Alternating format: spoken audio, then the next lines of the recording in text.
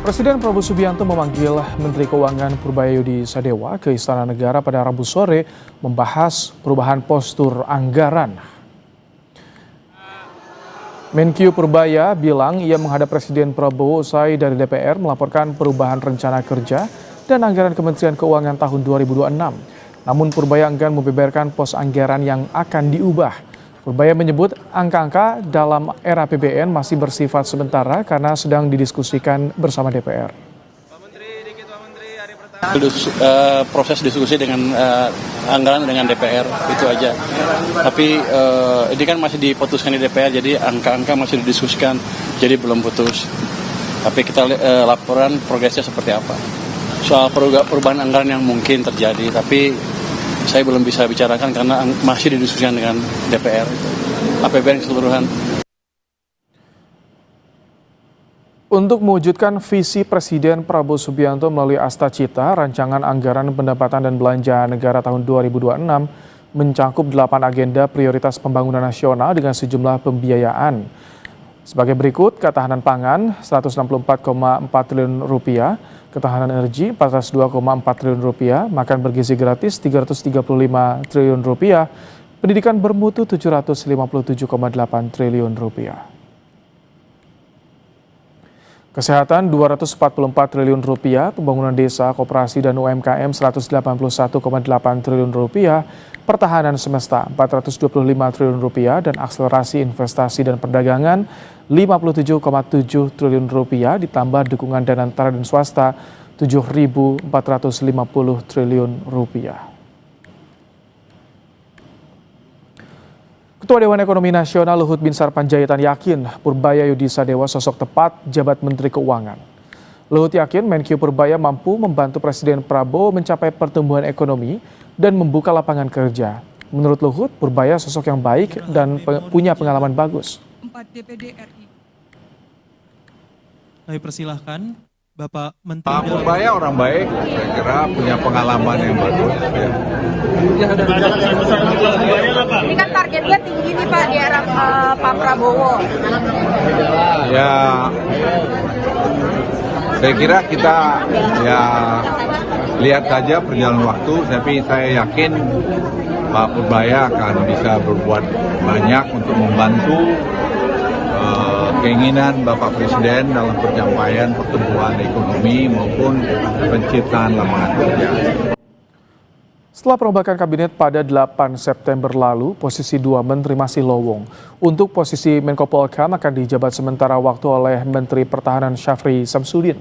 Sementara nama Menpora pengganti Dito Aryo Tejo masih teka-teki.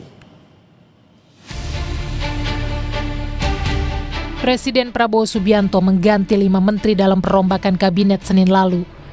Namun pada saat pelantikan menteri-menteri baru, ada 2 posisi yang masih lowong. Setelah ditinggalkan Budi Gunawan, nama Menteri Koordinator Politik dan Keamanan belum definitif. Sementara nama pengganti Menpora Dito Aryo Tejo pun masih teka-teki. Menteri Sekretaris Negara Prasetyo Hadi bilang calon Menpora baru tidak dapat menghadiri pelantikan karena sedang berada di luar kota. Posisi Menteri Koordinator Politik dan Keamanan untuk sementara waktu memang Bapak Presiden belum menunjuk secara definitif siapa yang akan beliau tugaskan menjadi Menko Polhukam, sehingga untuk sementara waktu beliau akan menunjuk ad interim untuk menjabat sebagai Menko Polhukam. Pengganti Menteri Pemuda dan Olahraga kebetulan posisi sedang di luar kota sehingga tidak bisa mengikuti pelantikan pada sore hari ini. Siapa? Akan dijadwalkan kembali di prosesi pelantikan yang berikutnya. Ketua Umum Partai Golkar Bahlil Lahadalia menjelaskan, Golkar sudah merekomendasikan nama pengganti Dito Aryo Tejo sebagai Menpora. Namun Bahlil menegaskan, perombakan kabinet adalah hak prerogatif Presiden. Meskipun kadernya tak lagi menjadi Menpora, Bahlil tak mempermasalahkan karena kader Golkar lainnya yaitu Muhtarudin telah dipilih menggantikan Abdul Qadir Karding sebagai Menteri Perlindungan Pekerja Migran. Prerogatif Bapak Presiden ya, menyangkut dengan pelantikan menteri ataupun pencopotan resafel. Itu hak prerogatif Bapak Presiden, karena itu kita hargai. Ya. Akan diganti dengan Golkar lagi? Saya tidak tahu, itu hak prerogatif Bapak Presiden. Namun hari ini ada salah satu kader Golkar juga yang ikut dilantik, yaitu Pak Muhtarudin sebagai Menteri P2MI. Partai hanya merekomendasikan, tapi keputusan tetap ada pada Bapak Presiden. Itu hak prerogatif. Dadakan banget Pak ya, katanya Pak ya. Saya tidak mengatakan ditukar, tapi ini adalah penugasan dari Bapak Presiden. Untuk posisi Menko Polkam juga belum definitif. Presiden Prabowo menunjuk Menteri Pertahanan Syafri Samsudin sebagai Menko Polkam ad interim atau sementara waktu. Salah satu arahan dari Presiden ke Syafri diantaranya diberi kewenangan untuk melakukan langkah-langkah strategis agar pekerjaan di Kemenko Polkam bisa berjalan lancar. Melanjutkan tugas pokok dari Kementerian Pertahanan, Kementerian Koordinator Polkam, dan saya diberi kewenangan untuk mengambil langkah-langkah yang efisien, efektif, agar supaya semua pekerjaan bisa berjalan lancar. Publik menunggu siapa yang bakal mengisi posisi Menteri Lowong. Namun yang paling diharapkan, siapapun terpilih memiliki kapasitas yang mumpuni agar perombakan kabinet semakin mengefektifkan kinerja pemerintah. Tim Liputan, Kompas TV.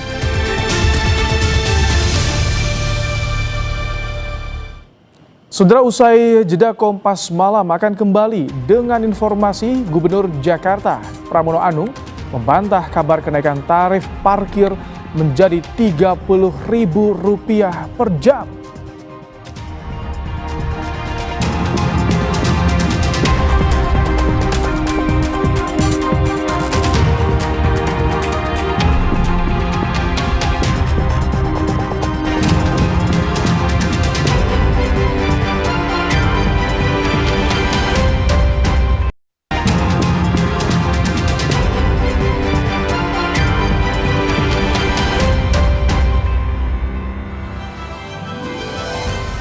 Assalamualaikum warahmatullahi wabarakatuh. Salam sejahtera bagi kita sekalian. Shalom. Om Swastiastu, Namo Buddhaya, Salam Kebajikan. Selama 14 tahun perjalanannya, Kompas TV telah menunjukkan komitmen kuat sebagai media yang independen dan terpercaya, dengan terus menghadirkan informasi yang berkualitas dan berimbang bagi seluruh masyarakat. Dalam kesempatan yang berbahagia ini, saya mewakili keluarga besar Polri mengucapkan selamat hari ulang tahun ke-14 Kompas TV. Semoga senantiasa menginspirasi, mencerdaskan, dan menjadi berkat keharmonisan bangsa guna mendukung terwujudnya visi bersama Indonesia Maju menuju Indonesia Emas 2045. Sekian dan terima kasih. Wassalamualaikum warahmatullahi wabarakatuh. Om Santi Santi Santiko. Salam presisi. Saudara, HUT ke-14 Kompas TV mengambil tema Harmonisia. Sejumlah persiapan sudah mulai dilakukan jelang malam puncak HUT Kompas TV. Sehari menjelang malam puncak HUT ke-14 Kompas TV, tim Kompas TV menggelar syukuran sederhana. Kompas TV berharap di usia ke-14 tahun tetap menjadi sumber informasi yang independen, terpercaya.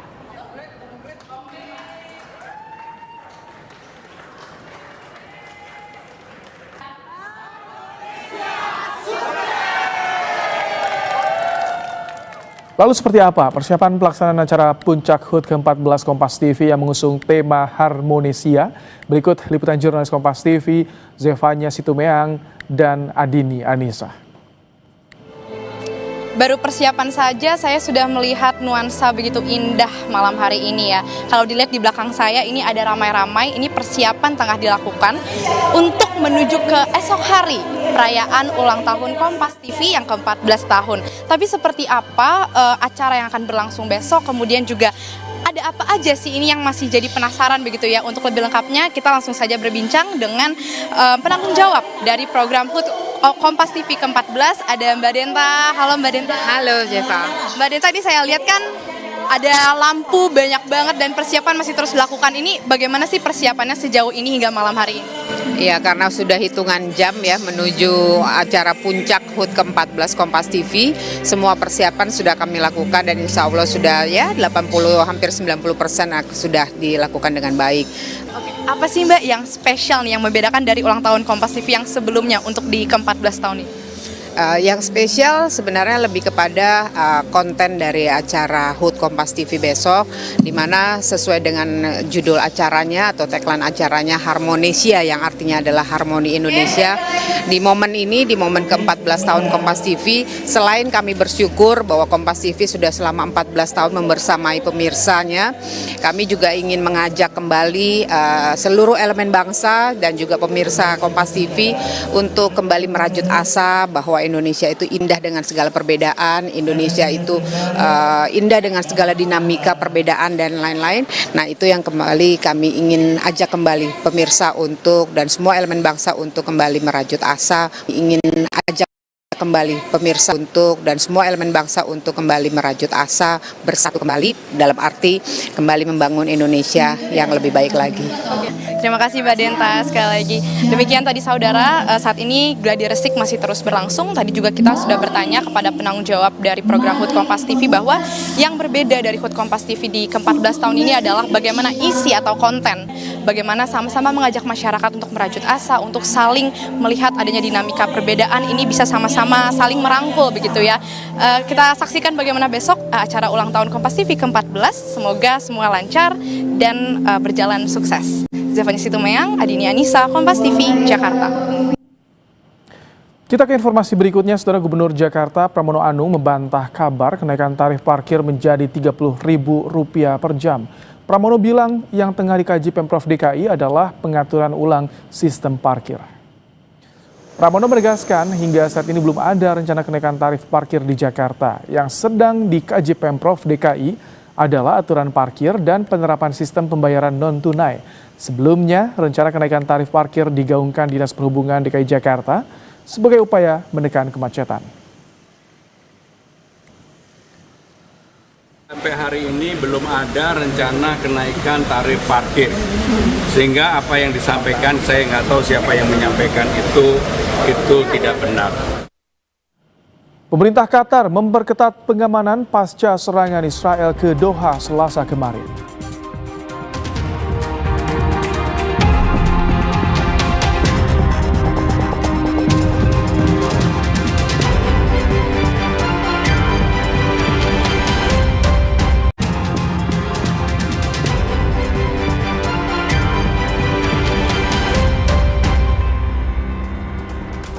Pemerintah Qatar memperketat pengamanan pasca serangan Israel ke Doha Selasa kemarin. Serangan Israel berisiko menggagalkan upaya gencatan senjata Palestina-Israel.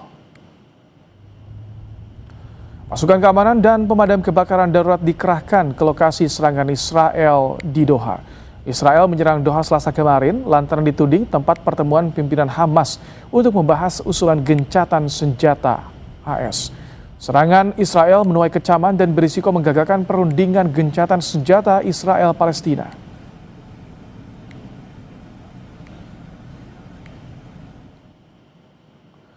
Israel menyerang pimpinan Hamas yang tengah membahas proposal gencatan senjata di Doha, Qatar pada Selasa siang. Akibat serangan ini, 5 anggota Hamas dikabarkan tewas, termasuk putra salah satu negosiator Hamas, Khalil Al-Haya.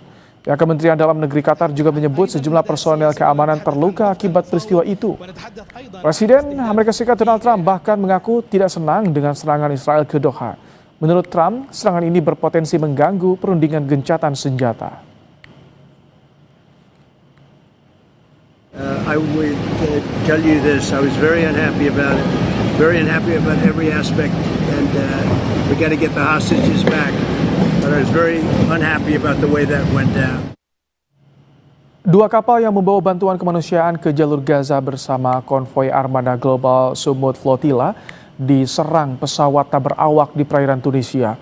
Penyebab kebakaran kapal masih diusut untuk unit keamanan khusus.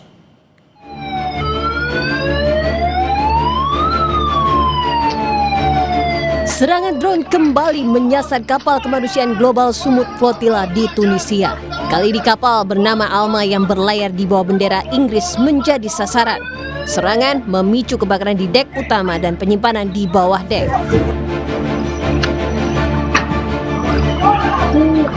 Sebelumnya pada Selasa malam, serangan drone juga menyasar kapal dengan bendera Portugal yang sudah bersandar sejak minggu lalu. Kapal yang terbakar membawa kelompok aktivis internasional yang membawa bantuan kemanusiaan ke jalur Gaza. Hey everyone, I'm here on board the family boat of the Global Sumut Flotilla, where we just been attacked again. Miguel and 5 other people of our team were here. Miguel saw a drone, the drone approached and dropped an incendiary device that blew up and they put the boat on fire. They fought the fire, they did whatever they could, but unfortunately we have to say that once again flotilla mission has been attacked. Namun pihak berwenang Tunisia membantah keterlibatan drone miliknya, sementara penyebab kebakaran kapal masih diusut unit keamanan khusus. Para aktivis menegaskan insiden penyerangan kapal tidak akan menggagalkan misi mengirimkan bantuan ke Gaza. Winardi, Kompas TV, Tunisia. Saudara, informasi tadi jadi penutup sajian Kompas malam hari ini. Jangan lupa cukupi kebutuhan air mineral Anda setiap hari dan rasakan kesejukannya. Saya Rahmat Ibrahim, terima kasih. Sampai jumpa.